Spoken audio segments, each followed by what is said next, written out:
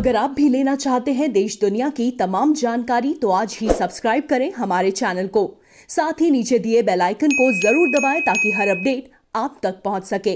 नमस्कार, साक्षी news network और आप सभी का स्वागत है। केंद्र सरकार के वर्ष 2021-22 के आम बजट में तमिलनाडु, पश्चिम बंगाल, असम, केरल जैसे देश के उन राज्यों के लिए राजमार्ग, एक्सप्रेसवे, गलियारे से लेकर टेक्सटाइल पार्क जैसी विशेष घोषणाएं की गई हैं, जहां इस साल विधानसभा के चुनाव होने हैं। बजट में इन प्रदेशों के लिए केवल राजमार्ग आधारभूत ढांचा क्षेत्र में 2.27 लाख करोड़ रुपए की परियोजनाओं का प्रस्ताव किया गया है। वहीं कोरोना वायरस महामारी के बीच सरकार ने अगले वित्त वर्ष में स्वास्थ्य सेवाओं पर खर्च को 2 गुना से अधिक कर दिया है। अगले वित्त वर्ष में सरकार का स्वास्थ्य क्षेत्र पर 2.2 लाख करोड़ रुपए खर्च करने का प्रस्ताव है। इसके अलावा कुछ आयातित उत्पादों पर एक नया कृषि उपकर भी लगाया गया है। सरकार के आम बजट पर लोगों की मिश्रित प्रतिक्रियाएं सामने आ रही हैं। आइए आपको लिए चलते हैं केंद्र शासित प्रदेश जम्मू कश्मीर के घाटी में और आपको दिखाते हैं कश्मीर के लोग बजट पर क्या राय व्यक्त कर रहे हैं। देखिए, सबसे पहली बात है कि हमसे प्री बजट मीटिंग्स हुआ करती थी जो इस साल नहीं हुई है। तो अब इस पे कमेंट करना कि आप एक्सपेक्ट क्या करते हैं, मुझे नहीं लगता कि कोई ऐसा खास है। लेकिन अभी तक जो इन्होंने यूनियन टेरिटरीज़ के हवाले से बात करी है उसमें 1,18,000 करोड़ का इन्होंने पैकेज दिया और बट उसमें अभी कुछ खास नहीं निकला हो कि किस सेक्टर में कैसा कुछ दिया है। रिहेबिलिटेशन का कुछ है या जो बिज़नेस ख़राब हुआ पेंडेमिक की वजह से या जो उससे पहले हमारे हालात ख़राब थे या जो अभी आपने मौसम के हवाले से सुनामीज़ के वगैरह देखी तो उस हवाले से तो अभी कुछ ऐसा खास नहीं है। लेकिन जहाँ तक मुझे लगता है कि आज सेंट्रल गवर्नमेंट को सोचना चाहिए कि उन्होंने ये वादे भी किए हैं कि हम डेवलपमेंट के लिए कुछ करेंगे, यहाँ के बिज़नेस को ठीक करने के लिए, यहाँ टूरिज़्म सेक्टर को ठीक करने के लिए। लेकिन अभी कुछ कहा नहीं जा सकता है कि क्या होगा। हमारी एक्सपेक्टेशंस तो बहुत ज़्यादा हैं लेकिन मुझे नहीं लगता कि ऐसा कुछ होगा, क्योंकि हिंदुस्तान का जो अभी तक के हालात हैं उनके अपने हालात बहुत इतने ख़राब हैं कि उसमें वो कैसे कर पाएंगे, क्योंकि आमदनी कोई इतनी ज़्यादा नहीं है, डायरेक्ट इन्वेस्टमेंट्स नहीं हैं, बाकी बीमारी की वजह से काफ़ी सारी चीज़ें हो रही हैं। तो मुझे नहीं लगता है कि ऐसा कुछ होगा जिससे कि हम कुछ ज़्यादा एक्सपेक्ट उनसे करें। हाँ, एक उम्मीद है कि शायद जो हमारी इकानमी है जो ख़त्म हो चुकी है, जो यहाँ पे टूरिज़्म सेक्टर ख़त्म हुआ, उसके लिए कुछ थोड़ा बहुत ऐसा कुछ हो पाएगा। लेकिन अभी तक नहीं लग रहा है कि जो उस हवाले से कि जो ये बातें कर रहे थे कि ये जो आज की जो डिस्पेंसेशन है कि ऐसा कुछ होगा, लेकिन ज़मीन पे तो कुछ भी नहीं हुआ। आप बजट में देखते हैं कि क्या होगा, उसके लिए अभी हम इंतज़ार कर रहे हैं। मेरा नाम आकिब है, मैं श्रीनगर में रहता हूँ। देखिए, आज जो बजट सेशन खासकर जम्मू कश्मीर के लिए है तो जम्मू कश्मीर के लोगों की नज़र उस पे है, तो शायद कुछ रिलीफ मिल सकता है हमें। जो यहाँ पे इन्हीं का कहना है कि पिछले 70 साल जो यहाँ पे नाइंसाफ़ी हो गई जम्मू कश्मीर के लोगों के साथ, शायद ये जो बजट आएगा ये हमारे ज़ख्मों पे मरहम हो जाएगा। और यहाँ पे आप देख सकते हैं कि कोई डेवलपमेंट नहीं हुई है।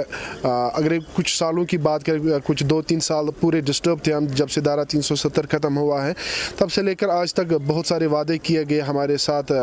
हालांकि जो हाल ही में डीडीसी इलेक्शन हुआ उसमें कहा गया है कि यहाँ पे गुजरात जैसा माहौल हम बनाएंगे, डेवलपमेंट करेंगे। तो अभी बस उसी पे नज़र है कि बजट आएगा और हमारे यहाँ पे खासकर हमारी जो शाहरग है जम्मू श्रीनगर नेशनल हाईवे वो जल्द से जल्द ठीक हो जाए और हमें इस जो परेशानी है इससे हमें निजात मिल सकता है। तो बहुत ज़्यादा एक्सपेक्टेशन हमें इस बजट को लेकर। अगर हम बजट की बात करेंगे, हर साल यहाँ पर बजट पेश किया जाता है, उसमें काफ़ी ज़्यादा बुलंदबाज़ दावे किए जाते हैं, लेकिन सारे दावे जो है उनके बेकार होते हैं फिर बाद में। यहाँ पर कहीं एक प्रोजेक्ट्स के बारे में पिछले बजट में भी कहा गया था, तो आज तक वो खाली पेपर वर्क है, प्रैक्टिकली कुछ किया नहीं गया।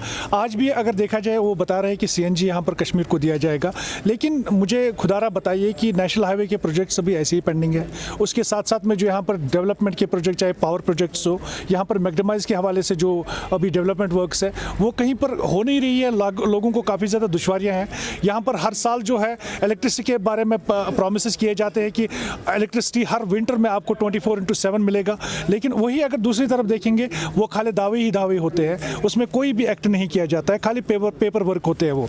अगर हम यहाँ पर बात करेंगे CNG की, अभी जो है जो फाइनेंस मिनिस्टर की तरफ से ये स्टेटमेंट आया है कि यहाँ पर जो है CNG दिया जाएगा, क्या ये इस पर एक्ट करेंगे? क्या इसमें ये रूल जो है वो लागू किए जाएंगे यहाँ पर, या ऐसे ही जिस तरह से हमने पिछले बजट में भी देखा, जो वादे किए गए थे खाली पेपर वर्क था वो, और कुछ एक्टिव नहीं हुआ था? मुझे लगता है कि इनको चाहिए कि अगर कुछ वो ऐलान करते हैं, कुछ प्रॉमिसेस करते हैं, उनको चाहिए कि वो इस पर एक्ट करें। तो बजट से एक्सपेक्टेशन है फ्रॉम 2 years कश्मीर लॉकडाउन में, ख़ास तौर पे जम्मू एंड कश्मीर में कश्मीर डिवीज़न पूरा लॉकडाउन में है। तो आई होप कि जो हमारे फाइनेंस मिनिस्टर है कोई स्पेशल पैकेज कश्मीर के लिए देंगे, जिससे यहाँ की इकोनॉमी, ख़ास तौर पे जो यहाँ का टूरिज़्म सेक्टर है, यहाँ के जो बिज़नेस तबका है, सारा ख़त्म हो चुका है यहाँ पे। सो आई होप कि वो हमें यहाँ पे कश्मीर के लिए एक स्पेशल पैकेज अनाउंस करेंगे। जो मुझे लगता है कि अगर बजट सेशन निकलेगा कश्मीर के लिए कुछ अच्छा निकलना चाहिए, क्योंकि यहाँ पे आपको पता ही है नेशनल हाईवे कब से ख़राब पड़ी हुई है। अगर अब आज सुबह थोड़ी सी बर्फ़ हो गई तो नेशनल हाईवे बंद हो गई। मुझे लगता है पहला बजट उसके लिए निकलना चाहिए, जो कि हमारा जो श्रीनगर जम्मू नेशनल हाईवे है 300 किलोमीटर का, इसको ठीक करने के लिए पहला बजट निकलना चाहिए। और हाँ, कश्मीर का जो पैकेज निकला वो अच्छा खासा पैकेज निकलना चाहिए, क्योंकि यहाँ बहुत टाइम से टूरिज़्म बंद था और यहाँ पे बिजनेस बहुत ख़त्म हो चुका था कोविड-19 और आर्टिकल 370 की वजह से। मुझे लगता है ऐसा पैकेज निकलना चाहिए बजट का जो यहाँ के लोगों के लिए फ़ायदेमंद हो। तो जहाँ तक बजट का ताल्लुक़ है, अभी बजट मंजर आम पर नहीं आया है, तो एक्सपेक्टेशंस जहाँ तक ताल्लुक़ है, मतलब लोगों की एक्सपेक्टेशंस का पूरी दुनिया जानती है और ख़ासकर पूरे देश को मालूम है कि इन हालात से हमारा जो J&K है किस दौर से गुज़रा है। पहले 1 साल तक एक मसला रहा, उसके बाद कोविड आ गया।